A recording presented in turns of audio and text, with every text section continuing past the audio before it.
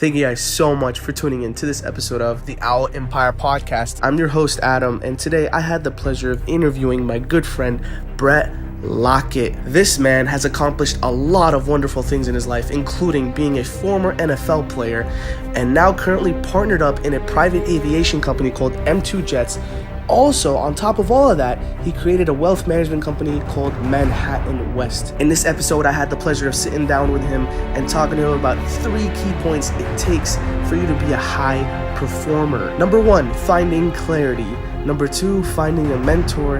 And 3, we talked about proper execution throughout your day to allow you to crush it every single day, no matter what the circumstances are. Also, I just want to add on, this man has impacted my life in such a positive way ever since I met him. He's been a great mentor for me, so I truly believe you guys will really enjoy the gems that were shared in this specific episode. So without further ado, I hope you guys enjoy. Welcome to today's episode of the Owl Empire Podcast, guys. Today I am sitting down with my man, Bret Lockett. Thank you so much for being on the show, brother. Come on, Adam. I mean, we go way back. So yeah, I like thanks that. for I having appreciate it. So let's start off with an introduction. How would you like to introduce yourself? Why don't you tell the audience about who you are, what you've done with your life, and where you are today? Jesus, well, I can go, miles on this. I'll keep it short. My name is Bret Lockett, former NFL player, played 4 years in the NFL for the Patriots, the Jets, and the Cleveland Browns. Private aviation connoisseur. I'm a partner at a private aviation company called M2 Jets. Also created a finance company called Manhattan West. And we do everything from venture capital all the way to traditional wealth management. So that's me. Welcome. You have a pretty interesting resume, my man. I appreciate it. Yes, I love it. So let's go back. Why don't you take me back to Bret as a kid? All right? Okay. I want to know about this person that inspired to become a football player, where it came from, the drive, and how it all started. I'm taking you back down memory lane. I'm trying to dig deep, and for me, ever since I was young, I've just always been driven, and it's just kind of been embedded in my DNA. And so for me, I've always wanted to, it was just a competitive thing. Like, if we're getting in line, I wanted to be the first in line, and it's funny because I look at like my younger brother, and he's very different than how I was, and he played football in the NFL as well, but just 2 very different personalities. But I've just always been What's a the competitor. age difference? 4 years apart. 4 years, okay. Younger brother Colin, 4 years apart. But I've always been a competitor, and I've just always wanted to be the best. And for me as a kid, I was just a rambunctious kid that just was into everything. I was just so curious about life, and my parents had me in sports ever since I was 4 years old. So I was playing everything from basketball to football to soccer to baseball to track. I mean, every season was a different sport. So I did that all the way from age 4 all the way till, obviously when I was done playing in the NFL. Did they start you in sports, or did you want to do it yourself? No, they started me. I mean, at 4 years old, Yeah, you want to do everything. Yeah. I mean, you're watching TV, you want to throw a baseball, you want to kick a ball, you want to score a touchdown. So I just wanted to do it all. And you tried every sport. Oh, I've tried everything. I mean, all the way down to swimming. What got you stuck with football? So for me, the older you get, the more you start to understand about life, and the more things you start to enjoy. So I was, heavily into basketball. I loved basketball. I grew up an Allen Iverson fan. Still am an Allen Iverson fan. I think he's definitely one of the best players of all time. So for me, I loved basketball, and then I also love football. I enjoyed the sport. I enjoyed the contact. I liked hitting people. Is your way a therapeutic way I'm of telling getting you, stressed out? now that I'm in business, I sometimes I wish I can still hit people. I'm like I can't run down the hallway, and take out somebody in the office. But it really allows you to just let out aggression and just be a beast, and you realize when you transition from that world to where we're at, to where I'm at today, it's a very different, Here you have different to be tamed. mindset. You have to be a lot more tamed than obviously, you have to be cordial, and now there's women that are in the office, so you can't have the locker room conversations, but nonetheless, so that was kind of my route. Growing up, but just a great childhood. Grew up in Diamond Bar, California. Where that's at. You're an Orange County guy, yes. So just great parents, great network, great mentors and role models growing up. Did they support you growing up? Absolutely. Your parents? Absolutely. I mean, they support me with everything that I've done, everything that I do today. They're always just like, good job, or If it doesn't go the way I want, you'll get it next time. I mean, like my parents are the most supportive people that I know. You know, definitely would not be where I'm at today if it wasn't for them. Yeah, that's interesting. A lot of people that I interview, their main factor is the support they get growing up. Absolutely. It's huge. That's wonderful. So take me back now. That's when your NFL career started, and how it started, and why did you like pick football out of every sport you've played? Okay, well, let me backtrack because, you know, before you get to the NFL, you got to go through high Yeah, school. you have to go through a bunch got to of go stuff, through yeah. college. So for me, when I was a junior in high school, a sophomore in high school, I was playing basketball, I was running track, and then I was playing football. And you know, I just didn't necessarily get along with the coach I had in basketball, and just really didn't like a few decisions that he made. So I realized that at that time I needed to make a decision, and I realized I was better at football than I was at basketball. So you changed sports because of your coach? Well, I just focused my attention on what I knew was going to get me to where I wanted to be, was to ultimately play a professional sport. You wanted to do, so that was your end goal. I loved basketball. I love basketball actually more than I liked football. But I knew that I wanted to be a professional sports player, right? Whether it was in basketball, you know, football or something else. But I knew that I had a better chance at football. So going into my junior year, I stopped playing basketball and I only focused on football and track. And then when I went into my senior year, that's when I started getting some scholarships. My junior year, I went to this Nike camp in San Diego, it was at San Diego State in San Diego, California, and ended up getting my first scholarship after that camp to Arizona University. So from there, I was like, okay, so I had about four or five scholarships going into my senior year, and so I knew that I was going to play football in college. So I didn't even run track after that. I just started to get prepared to go into college. So as I went into college, I decided to go to UCLA here in Southern California, and I just wanted to play. So you know, they put me at strong safety, and I was there for 4 years, and then ended up going to the Cleveland Browns to start. So I didn't get drafted. I thought I was going to get drafted. You know, parents threw a big draft party for me, you know, and agent said, hey, you know, you're probably going to go, you know, because I killed it at the pro day. You know, they do a pro day at every college around the country, and all the NFL scouts go to each pro day. So, you know, I ran like a 4.45 in the 40. I was, you know, 6'1.5". That time 211. I'm probably like 195 right now, so almost 15 pounds, you know, bigger than that.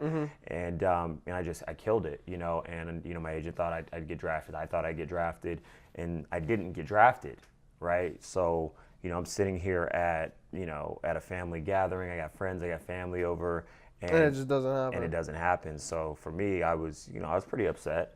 But you know, 10 minutes after the draft, my agent calls me and says, hey, we're going to send you to the Green Bay Packers.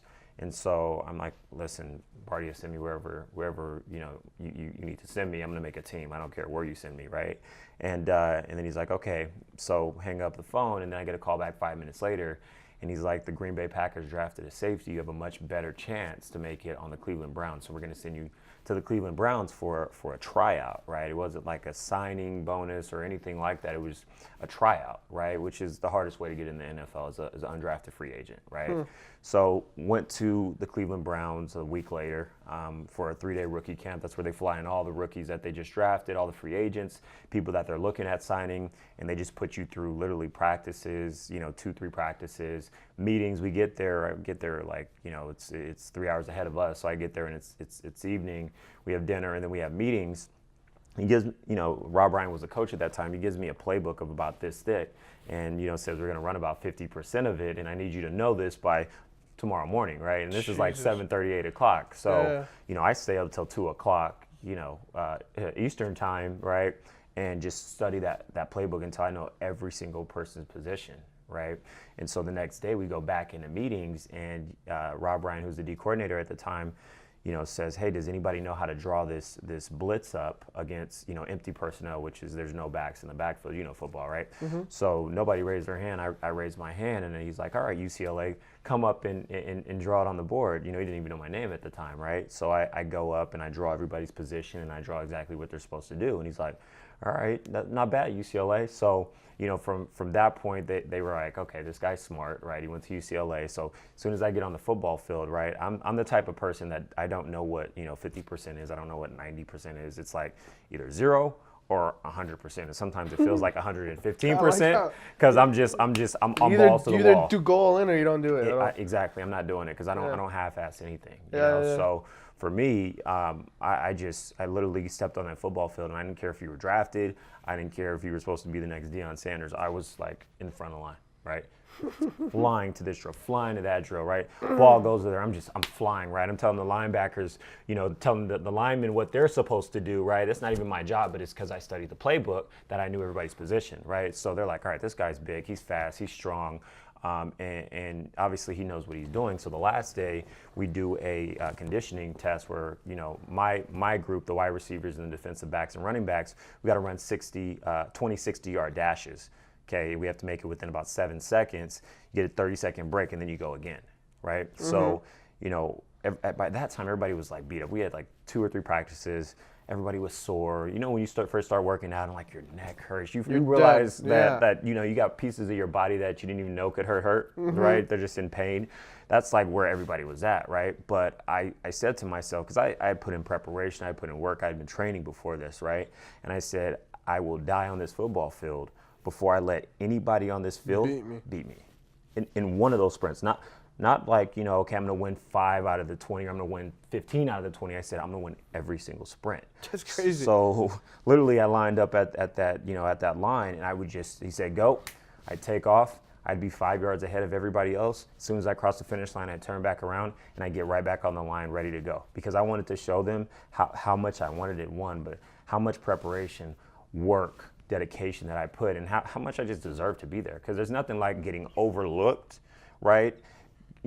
Going through a draft and hearing all these people get called and get picked, and you're like, I've never heard of these guys, or this guy's not as good as me.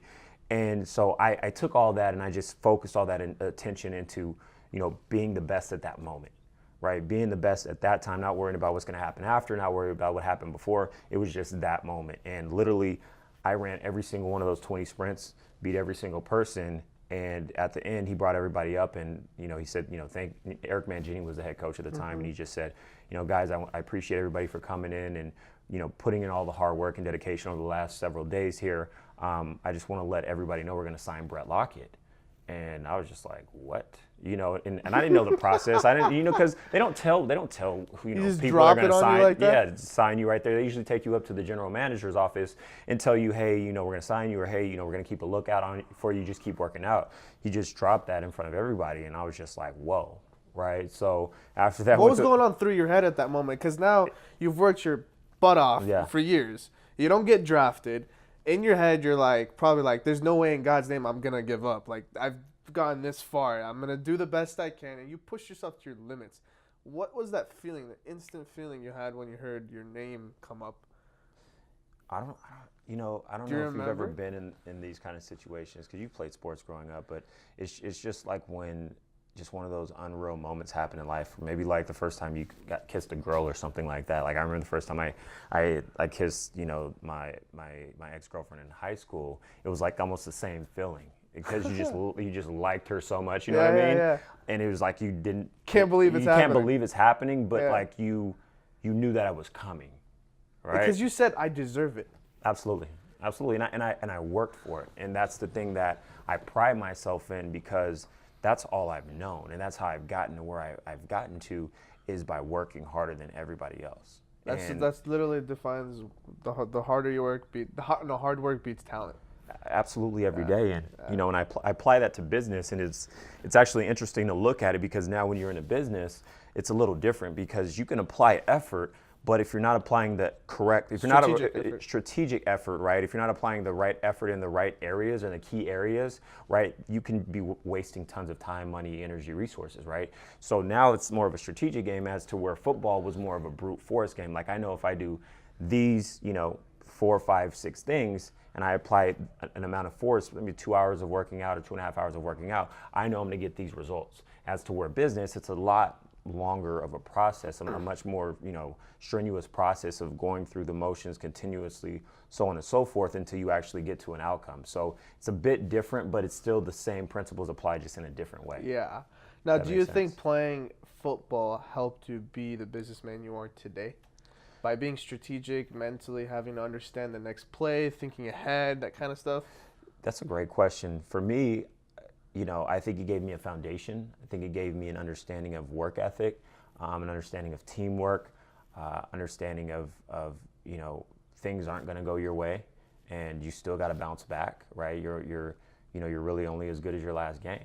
You could go 16-0 and then you lose the Super Bowl, right? Patriots did that 16-0, Yeah. right? You lose the Super Bowl and nobody remembers that season. It's like playing chess. Right. You can knock out everyone, but if the king dies. Right, exactly. But for me, it definitely gave me a foundation. But, when I was on the Patriots, I started going to New York a lot more. And that really opened my eyes to just business entrepreneurship, the type of things that are out there. I mean, I remember I didn't even know what a hedge fund was, 2000, it was like 2011.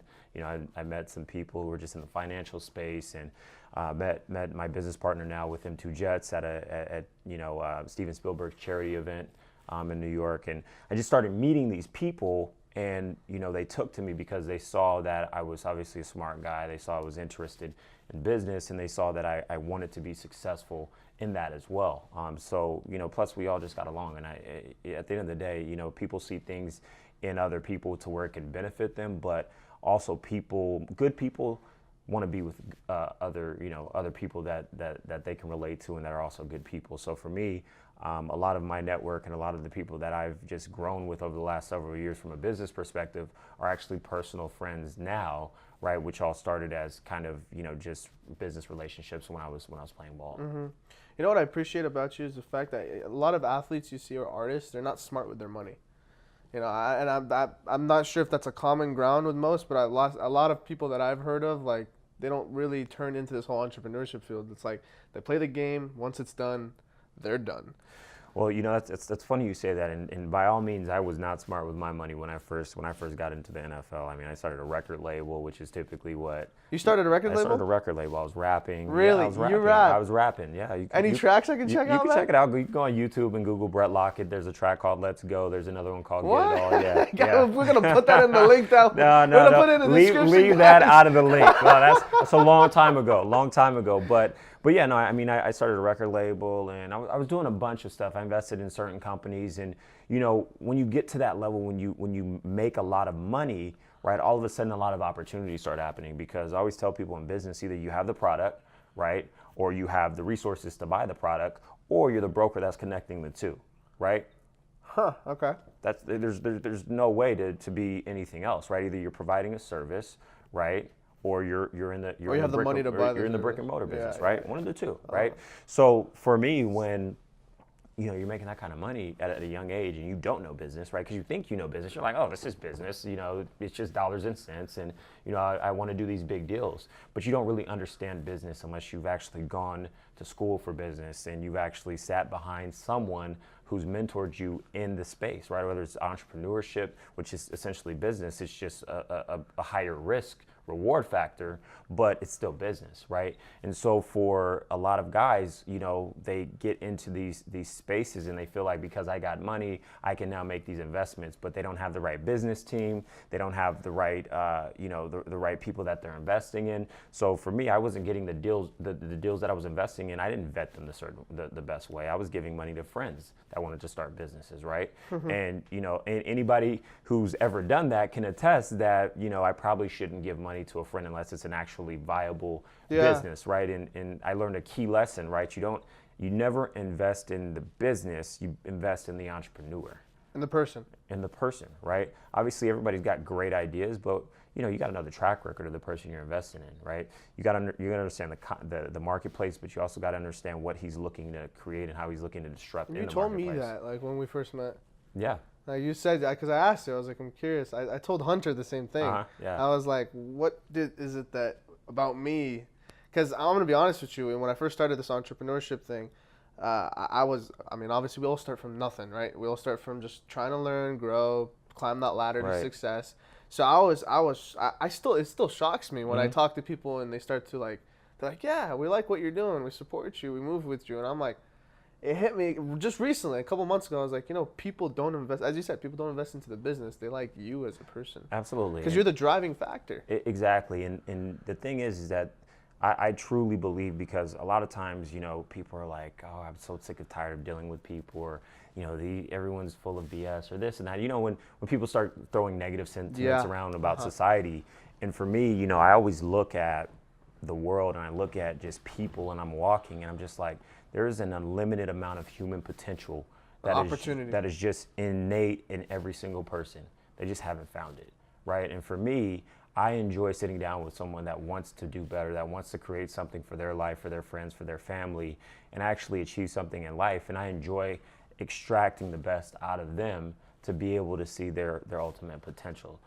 So as much as I enjoy, all the wills and deals and thrills of putting deals together and being on, buy sides, being on sell sides of deals, and even brokering deals, right? I truly enjoy helping people get to their ultimate potential, because there's so many people out there that have either naysayers or not in the right environment, whether it's financially, or whether it's just, the family, or people don't believe in you, not the right support system. And I just want to inspire people to get to wherever it is, because once you tap into that mindset that it doesn't matter what happens around you, just all that matters is what happens inside of you, right? And you control that. Because I don't know if you ever studied quantum physics or the quantum field, if you've ever heard of that, but I've heard of it. I've never studied it. There's unlimited potential and unlimited opportunity out there, right? And it's a mindset, it's a shift to where, instead of looking at what can go wrong, because that's innately how we're wired, right? We think about what's the worst situation that can happen, which is great in business, because you always want to look at the risk, right? But there's a lot of people that go into situations looking for the worst situation and not ever thinking about the greatest potential in that situation. Yeah, I get it. Yep. So what is some advice you would give to the audience out there? Top 3 key tips you would give them on how to unlock their full potential? It's a great question. And for me, I had to recreate who I was, because, when you go 18 years or 25 years, let's just call it 18 years of being a football player, right? And all of a sudden it's taken away from you at a snap of a finger, right? I was done when I was 26. Oh yeah, we want to get into that. Yeah, we'll talk about that. But I was done when I was 26. And, I was at a point where I wasn't necessarily happy. I was in a relationship, it wasn't going the right way, and I had to figure out who I was, right? I lost for a second who I was, and I had to. And a lot of my buddies that have played have gone through this. A lot of them have leaned towards drugs or alcohol, or I've some have even committed suicide, and it's because as a man, right, and particularly as a man, when you don't know who you are, right, and you have no identity, and you have no opportunity for income or jobs, right? A lot of guys, just they don't know what to do. And when you're at this level and you go to this level, that's even worse. That's even worse. Yeah. Right. And for a lot of us, I mean, most guys, I'd say 98% of guys, they start at this level when you go to the NFL, and they come out at this level, right? And it may be, may not have the money that they thought they were going to have. Career just blows up. All of a sudden, the calls that you used to get, or the people that used to pick up your phones don't pick up your phones anymore, right? And all and maybe some of the relationships, right? You're with certain people who, needed a certain lifestyle, and then all of a sudden you can't provide that lifestyle, so then that relationship falls apart, right? And you realize who your real friends are around you. And it's not just football, it's anybody who's ever made money. I mean, you make money, you really realize, you make money, you lose money, you realize who your friends are very, very quickly. So for a lot of these guys, they don't know anything outside of sports. And for me, I think the thing that saved me is being inquisitive enough to go out and look for other opportunities. And I think it's just me being an ambitious individual, because, I was making, $300 and something thousand my first year, and I went to New York, a year after that, and I realized that, there's people that have, billions of dollars.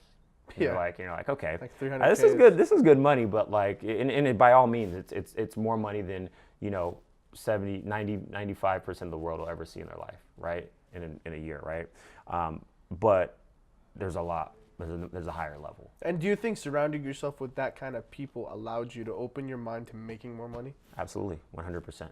100%, because it's all about the environment that you're in. It's about, like, people know what they know, like, what you know, right? Mm-hmm. But people also know what you don't know. Like, if I said, like, you may know what, like, heart surgery is, but I say, if you can you perform heart surgery? Like, absolutely not. I know I can't perform that, right? But then there's also things that you have no idea about that even exist, right? So for me in business, right, I wanted to get at the highest level so I can learn what I don't even know exists. Because once you figure out what's out there, you can actually make more educated decisions. You can make more moves, strategic moves. And there's certain moves that I've made in the last, 3 years that I would have never been able to make if I hadn't gone through this progression of getting to where I'm at. And it's really a progression, because I remember when I first really started trying to pursue entrepreneurship and business, I didn't understand even how to freaking send a proper email, right? Because I went to college. How'd you learn? Just trial and error. The Trial and proper error. skills. People send you emails, you see how they, it's like monkey see, monkey do, right? You see how somebody else says, you're like, oh, okay, so I should have a signature, it should be like this, it should be structured like this, right? It's just learning. It's like walking, right? It's the same thing. You don't know how to walk as a baby, you take one step after another, next thing you know, you're running. You're running, you're sprinting. Yeah. 4-4-5, running into the NFL, Yep. So let's talk about the... So let me go back. Yeah, go for it. So you said the 3 tips. So yeah, 3 tips, yes. So 3 tips to anybody trying to figure out their human potential. I would say the first is finding clarity. Finding clarity on who you are as an individual. Because when I ask a lot of people, like, who are you, right? They can't tell me, I'm this person, right? And when I say who you are, I don't mean like... Who are you? So I'm a driven, ambitious, self-sufficient but loving individual that loves to help and create just greatness in the world. I mean, it's funny, I went to a Tony Robbins event last year, and at the end of that event, he had us write ourselves a letter that we wanted to receive in like a year. And I got that letter probably like a month ago, and it said, Brett, be the good in the world that you want to see. Be the good in the world, and you're responsible for bringing that good to the world, because there's a lot of people out there that have hidden agendas, that take people along for a ride, that don't actually do what they say they're going to do. And I want to be a man of my word, right? And that letter, there's some other things in there, like I wrote some things about my family and inspiring them and doing things for them, but it said, you're responsible to bring the good into the world, right? And I said, don't let yourself down, right? So that's, for me, that's I think who I am, right? But more importantly, like understanding your strengths, right? Your strengths, your weaknesses, right? Your morals, your ethics, right? And ultimately, I think the big thing is understanding who you want to be in 10 years, right? Because most people say, I want to do this in 10 years, or I want to, have this in 10 years, but most people don't say, this is who I want to be. When I ask about your strengths, your weaknesses, and so when you say who you want to be, that's who you want to be, characteristics of as an individual? As an individual, when you look at yourself, right, what kind of communication skills do you want to have? What kind of, intellectual skills do you want to have? What kind of family, what kind of relationships do you want to have around you with your friends, right? All of those things that you don't really think about. You think about the things, right? You think about the materials, you think about the cars, the house, the trips, the vacations, the other accessories, right? The planes, right? You think about all that kind of stuff, but you don't think about, what do I want my relationship with my father to be like in 10 years? That is true. Right? Or that's hitting me as you're right? telling me this. Yeah. What do I want my relationship with my daughter? That's 2 right now. What do I want my relationship to be with her when she's 12? Right? And I don't have a daughter, but I'm just. I was gonna be like, I don't have a daughter. I'm not married, but what do you want? What do you want that to look like? Right?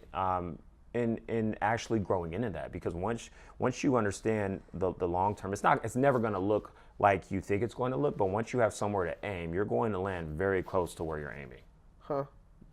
So I'm sure a lot of people are going to ask this, and I'll bet on that. How would knowing who you're going to become as an individual help you with your career? Your career is, unfortunately in America, most people relate their career with who they are, right? And that's what I did in football. And that's why when I was done playing football, it took me a while to rebuild, right? And so for me, I rebuilt myself, right, into understanding who I was. So it doesn't matter what I jump into. I can be an astronaut, I can be a physicist, right? I can go be a school teacher. I know who I am. So it doesn't matter what my career is, because I know where I start from internally, right? And I know where I want to be as an individual, right? Now, if you say I want to be a certain person, or I want to be in a certain career, well, yeah, be in that career, but you need to understand, well, what do I want out of myself in that career? Who are you as a person while you're doing that? Exactly, which Yeah. kind of backtracks to what I said before.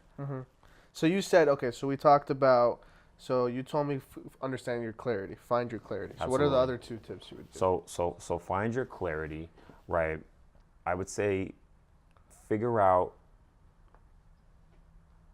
I'd say find a good mentor. That would be number 2.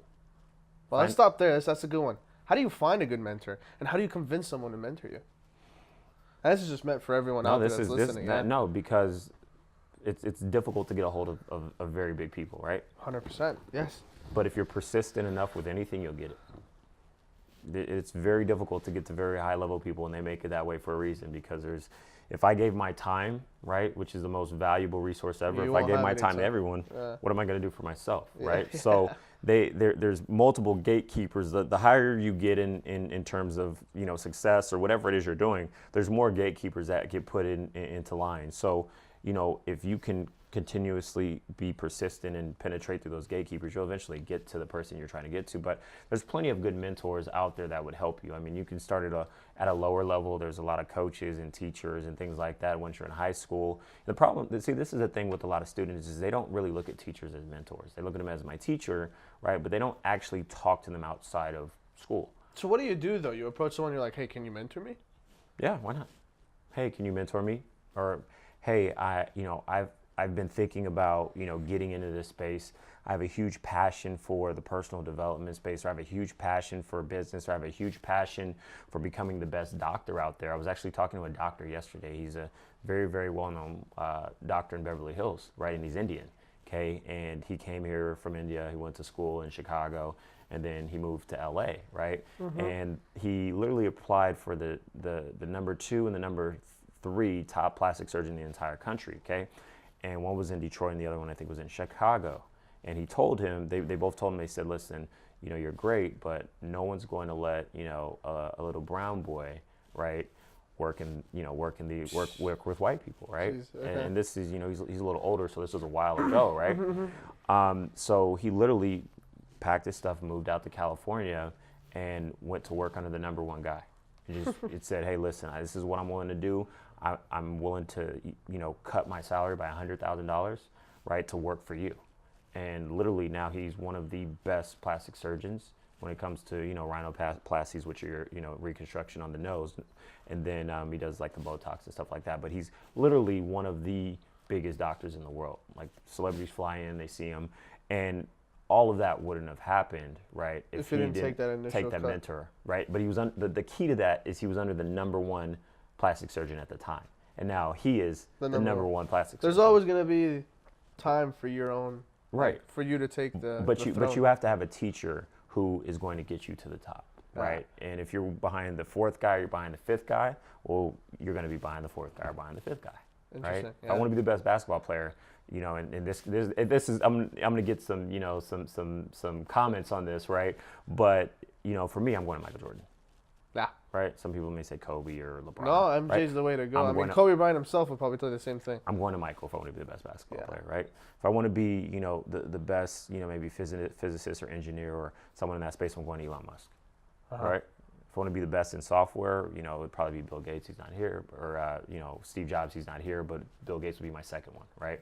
So you have to know, where you want to be, and then you have to choose that mentor, Those are right? big names. No, but those are big names, but you can get to them with enough effort and work, right? Right. For me, I want to own, several major companies that contribute to society. So, I study entrepreneurs. I study people who own multiple businesses, right, at a very high level. So for me, I look at different mentors in that space. So 1, find clarity. 2, find a mentor.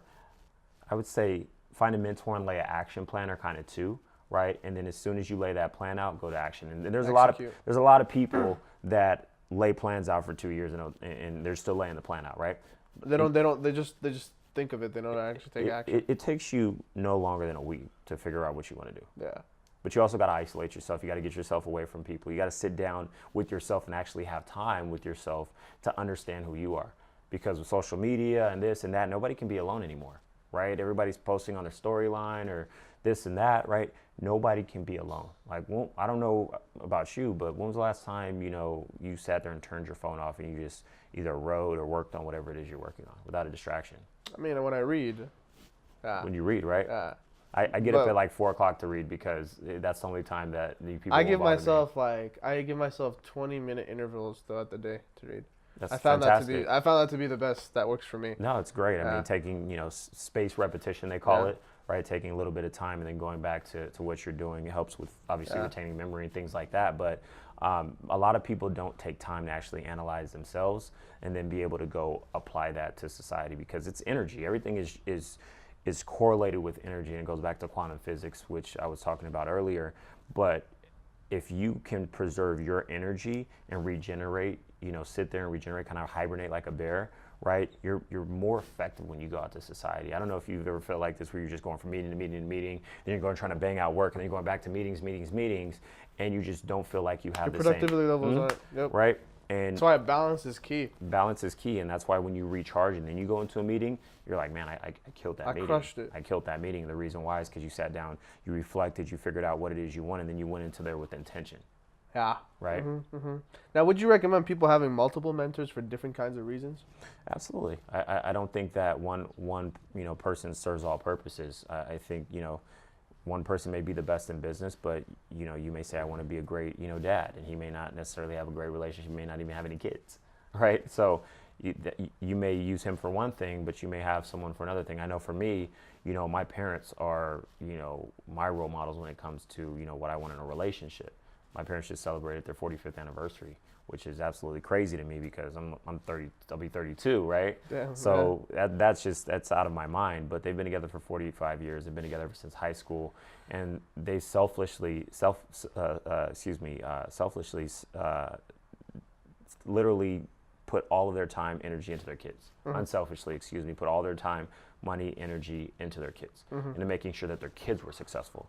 So for me, watching somebody dedicate their life for someone else, right? And people say you won't know until you have kids, and obviously I'm not there yet, but for anybody to be able to dedicate their life to make sure that someone succeeds and all you do is live for that person, that I think is the ultimate version of love. Love that. We'll always go back to that. So now let's talk about your career when it came to an end. I know doing some research, some background, your ending wasn't too the best. Congratulations, cool. We had a great career, kind of thing, Yeah, well, that's typically the how the NFL goes. I mean, I got a lot of friends that have played, and some friends that are still playing, and those ones that are living a great life because they've been playing for 10 years now. It's crazy to think that I was in the NFL 9 years ago. So it flew by, right? It's been a decade. It's been a decade, and it feels like it was yesterday, right? But for a lot of these guys, it's really just a short ending. I mean, it's just like a blink of an eye, it's done, right? And for me, I was injured 3 years in a row on the Patriots. 2009, 2010, 2011, injured every single year, and then I didn't get the opportunity to play in the NFL the next following year in 2012. So I ended up playing in a league called the UFL for a very short time, and then ended up signing back with the Jets. So that was 2013. And went through that whole training camp and then got released. Last day or after the first preseason game, I got released. So at that point, that was like August. It was like done. And what are you gonna do, right? Because the year before I trained all year to wait to get a call. And the hardest thing to do in life is to work for something that you don't know is coming. Which is like pretty much every entrepreneur. And that's why it's so difficult, right? Yeah. So for me, and most guys go through this, my brother went through it, literally you got to get up, you got to be motivated, you got to go work out, right? No money's on the line right now because you don't have a job. You got to go work out to stay in shape in case you get a call, right? Imagine having to get up, do your podcast or go to work, and you're not making any money, but you got to figure out a way to make money, right? Or if you got some money saved up, you're okay, and you don't know if you're going to get a call or not.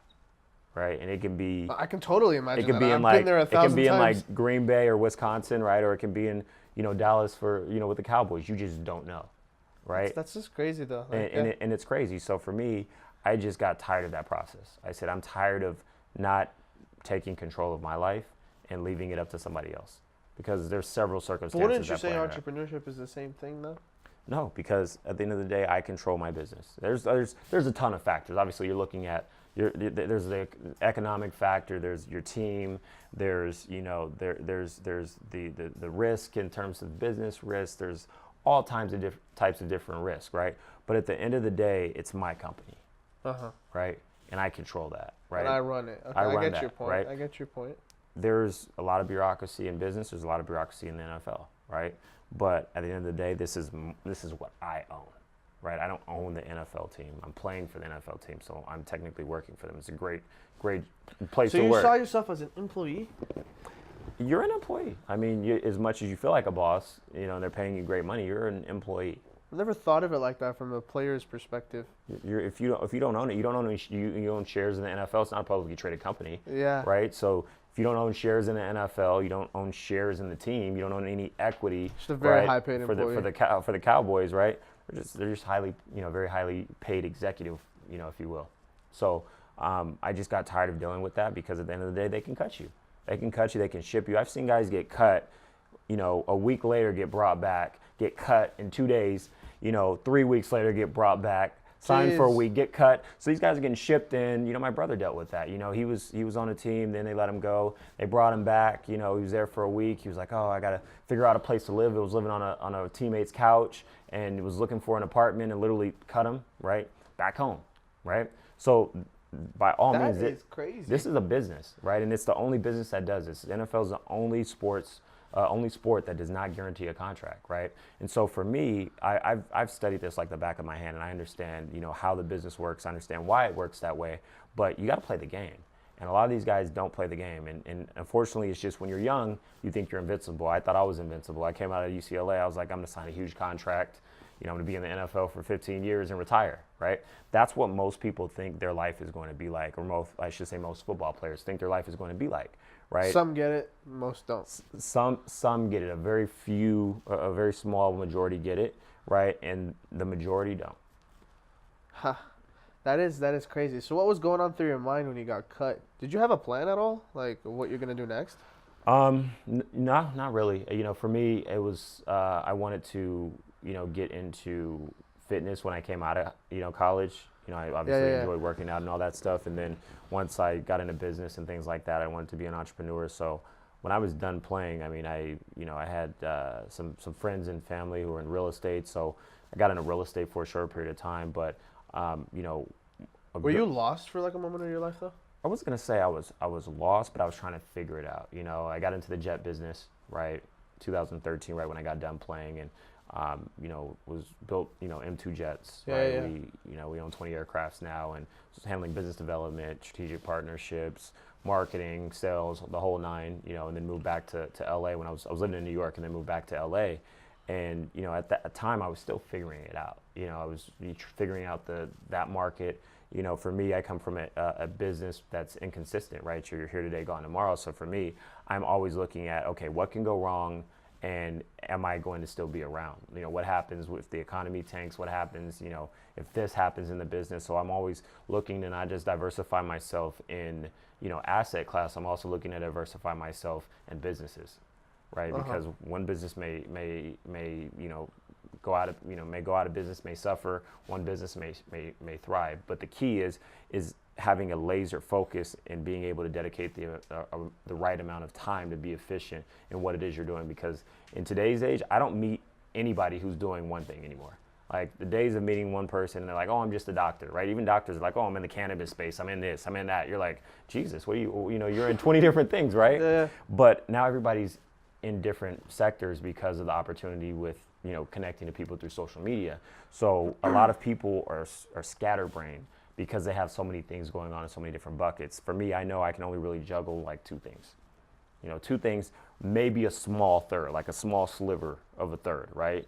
And that's where I think a lot of entrepreneurs get sidetracked because they're oh, I want to start this business. Well, you're saying you want to start this business, but you're focusing your time on this, right? So how are you ever going to get this business off the ground? Because business is the most difficult thing you can do. Yeah. Period. Now, would you recommend entrepreneurs to focus when they first start on one business, or would you recommend entrepreneurs to try different things and see which sticks, or what's the approach you would recommend entrepreneurs to take when they first begin?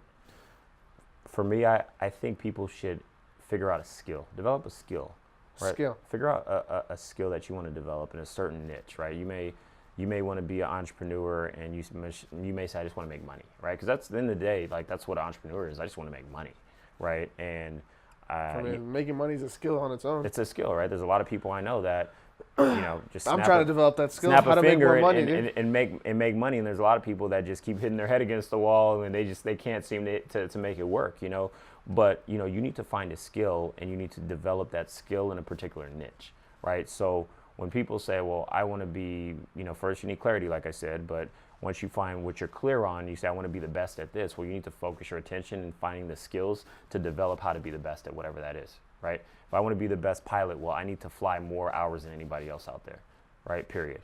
Yeah. Right? That's really what it comes down to. I need to have a great mentor, but I also need to fly more hours than any other pilot ever has. And I need to be in more difficult situations than any other pilot ever has if I want to be the best.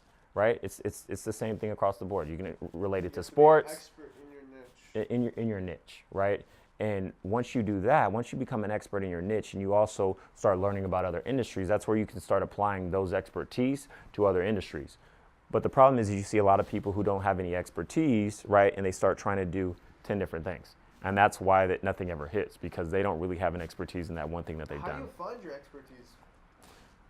You live life, you experience different things, you meet people, you travel, right? There's so many different things that I would have never thought I'd be in. Have you ever directly asked someone, hey, what do you think I'm good at? I haven't. That's a great question. I haven't. That's a great question. I think a lot more people should ask that question.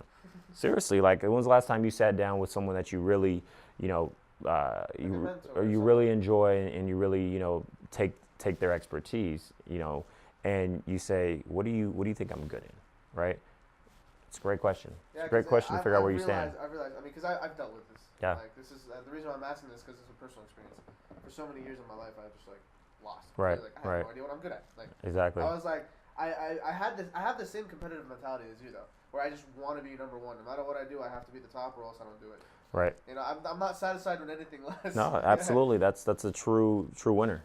True winner. For me, it was always like, what in God's name am I good at? And I realized that sometimes you're so blinded by trying to answer the question that you actually lose track of the things that come up in your face, like signs. And so I've done it before, where I've asked straight up, hey, what do you think I'm good at? Right. Like, I've asked so many of my mentors, hey, am I good at this, or am I bad at this? And sometimes they see it way more clear than you do. Right. They save you so much time. I'm telling you. I mean, they've gone through it, and the thing is as millennials, a lot of millennials think we're way smarter than adults now because of social media. Oh yeah. And like all traditional ways. I'm telling you, and if you just sit there and listen and take it in, because I think I'm pretty smart for my age.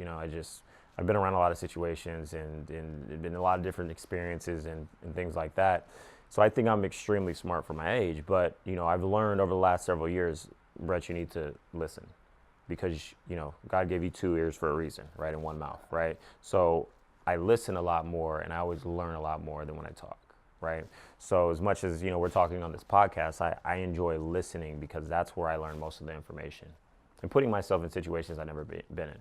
That's the key. A lot of people are afraid to go put themselves in situations that they've never been in, and I will, I get offered different opportunities all the time. Hey, do you want to do this? Or hey, I have this. Or do you want to meet this person? I'm like, sure. But I got a good one for you. Yeah. How do you? So I was reading this book recently called "You Need More Money," and that's an interesting book. Yeah. I've never heard of it. It's actually pretty good. Okay. You should check it out. It's yeah. Interesting. It has some.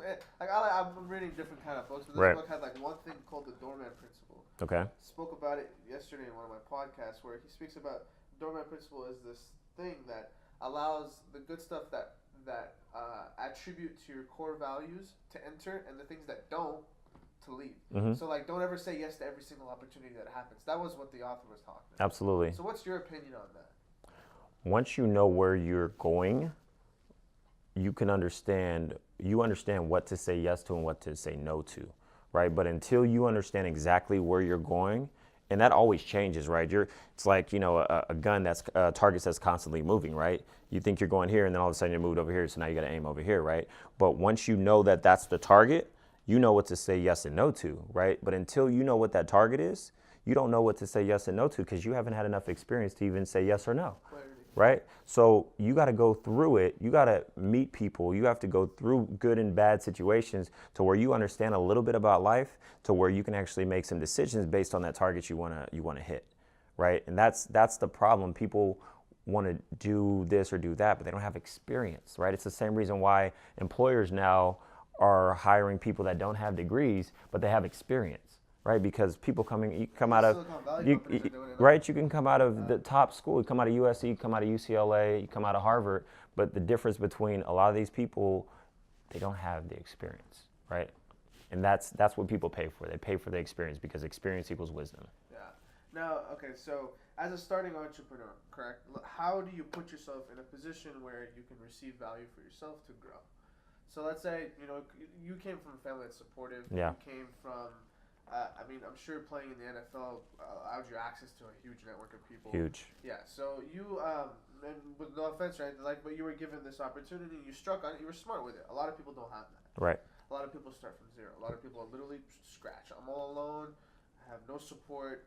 I have no backup. I have no idea what I want to do. Where do I go? What's my first step? What would you say to that? Get clarity. Clarity. Back to clarity. Get clarity. Seriously, get clarity on who you are. Who you are doesn't matter whether you're in the projects, and trust me, like, it's not easy. It's not going to be easy. It's not easy if you have support. It's not easy if you don't have support. But you're going to struggle, right? There's going to be a struggle that happens at some point or another. And I always like to relate this to like someone that doesn't know how to swim versus someone that does know how to swim, right? There's always going to be current pushing against you, right? And the person that doesn't know how to swim, he's going to struggle, he's going to flop, he's going to try to swim, right? And he's pushing against that resistance, right? The person that knows how to swim, he just effortlessly goes through the water. And there's always going to be the water. The water will always be there, but it's just about understanding how to tread through the water easily, right? More with ease, I guess, is the answer, instead of trying to push against that, right? Because there's always gonna be something pushing on you financially, family, someone died, right? The older I get, when I was a kid, I never knew anybody died, right? The older I get now, I'm like, oh, this person died, this person's parent died. I'm like, what the hell's happening, right? But it's just life. It's life. And for me, I didn't, some people realize that at a young age. I didn't really realize that till now. I'm like, Jesus, everybody's got a problem. And they're like, oh, well, I'm so busy right now, or this is happening, and I can't start. Well, life is always happening.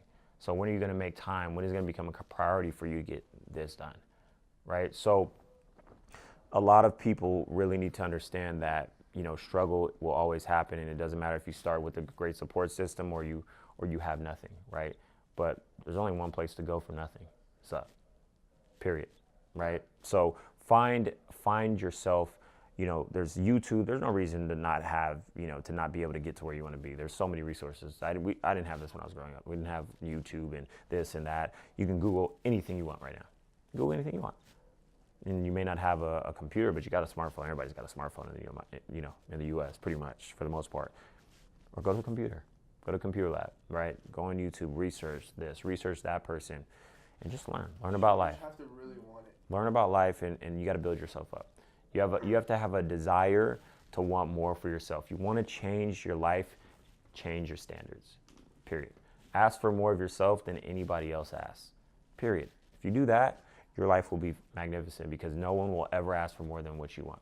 Mm-hmm. That's beautiful, man. That's beautiful. Well, we're coming close to the end.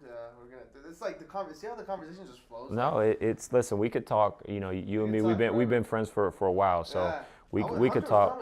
For over a year now. Yeah, it flies by. I remember we sat down, for dinner. It was a long time ago. But yeah, time flies, man. And you've progressed. You're doing huge things now. I look forward to watching the podcast develop into something epic. I can't wait for you to see the coming up next. There's some great guests and stuff like that. No, I can't wait. More people like you are going to be on the show. No, I listen. As long as the people that are on the show are providing value, they're good people. And they want the best for the world. It's going to be fantastic. Yeah, definitely. Yeah. All right, man. Did you want to add anything else onto what we're talking about? Yeah, no, yeah. Listen, you can find me on, you can find me at M2Jets. That's our company account. You can find me at M2Jets. That's our company account. My personal Instagram is Bret _Lockett. You can also find me on Twitter at Bret Lockett 26. And stay tuned for everything that's coming and more. Ooh. All right, I got one last question for you. Yeah, talk to me. Right. What are your core values currently that drive you to wake up every single day? Great question. My core principles are being able to create a life for the people around me, my mother, my father, my brother, my sister, my cousins, aunts, uncles, right? Being able to provide a life, because I'm actually in the midst of going through really, really big opportunity right now. So for me, I wake up and I think about all the lives that I can change with what I'm doing, right? And that's what my core principle is being able to affect the people around me that I love and care about, to be able to get them to where they want to be, right? And then having them do that for other people, and being able to change society, because once I get to where I want to be and I can change my family's lives, I want to look at the things that I care about, like, the different animal, I'm a PETA activist, so I'm big on animals. Just a lot of different environmental, issues that we're having, working with kids, inspiring kids as entrepreneurs, giving them the skills to understand how to navigate in a business, world. That's kind of my core that, wakes me up in the morning. And then I also think about at the end of the day when I, God willing, I make it to 90 or 100, I'm shooting for 120. I don't know if I'm going to get there. I'm shooting for 120. This guy takes his philosophy of being number one to the top. Listen, I'm trying to get there. I'm trying to get there, But, when I look at that and I do this, I don't know if I heard this from someone or a podcast or whatever, but, when I'm in the shower in the morning, sometimes I close my eyes and, I imagine myself at a funeral, right? And this is the realest thing. Tears come to my eyes. I cry sometimes I smile, and I think about everyone who's at my funeral, right? I think about who's not at my funeral because, they're older than me. They've died already, right? You think about that, right? You think about, well, I hope this person's at this funeral. I hope I've lived long enough to, see this. And you look back and you say, well, what did I do in my life that was significant, right? And when you do that in the morning and you come out of that and you go into your day, you know exactly what your intentions are, because you know what really matters. You know what really matters when you do that. So that's the exercise. That's not for everybody to do. That exercise will, but it is an exercise that tells you so much about yourself. Because, at 95, 100, think about your parents, you think about your grandparents, think about your aunts, think about your uncles, think about your brothers and sisters. What have they done? What are their families doing, right? What do I want for them? What do I want for my friends around me? Are they still there, right? When you get that deep into really thinking about your life, that's when you really know where you're heading. And that's at its innermost secret, version of yourself. You really tap into that. I don't even know what to say to that. That was the realest thing I've ever heard, man. Try it one day. Try it one day. It got to me. That actually got to me. Yeah. I'm telling you, it's life changing. Wow. It's life changing. All right, Brett. Well, hey, man. Adam, absolutely, brother. Absolutely, my man. Heck yeah, man. Well, anyways, guys, if you guys enjoyed this episode, please remember to leave a like and comment what you guys think. Your support is what drives us to continue creating more amazing episodes like this. And remember to subscribe. And thank you guys so much for tuning in this episode at the Owl Empire Podcast. And I will see you guys in the next episode. Peace. And that is a wrap. Thank you guys so much for tuning into this episode of the Owl Empire Podcast. I'm going to be real honest with all of you guys out there. Without your support, we'd literally be nowhere. This whole entire podcast sprouted 3 months ago out of nowhere from a painful time of my life. And it's become the amazing thing it is today due to the fact that you guys have been super, super supportive. And I cannot start by thanking you guys enough. Look, I even stumbled on the outro because I just get really emotional with this. I really, really, really appreciate you guys all so much for the support that you guys have shown up until this point. So without further ado, please remember to smash that like button, and in the comment section down below, Let us know the key lesson you took away from this episode. And if there's any specific guests you'd like for us to get on the show, just go ahead and let us know down below in the comments. Or if you'd like to connect with me personally, you can go ahead and DM me on my Instagram. My Instagram handle is Adam Tutunji. I'll be happy to connect with you and just get to know you and have a cool little conversation. Also, finally, please remember to subscribe and share this episode with your friends. Have them come by, stop by, check out the podcast, and join the movement. The more people we have watching our episodes, the more lives are changed and impacted on a daily basis. So without further ado, I'll see you guys in the next episode, and I hope you guys stay crushing. Take care.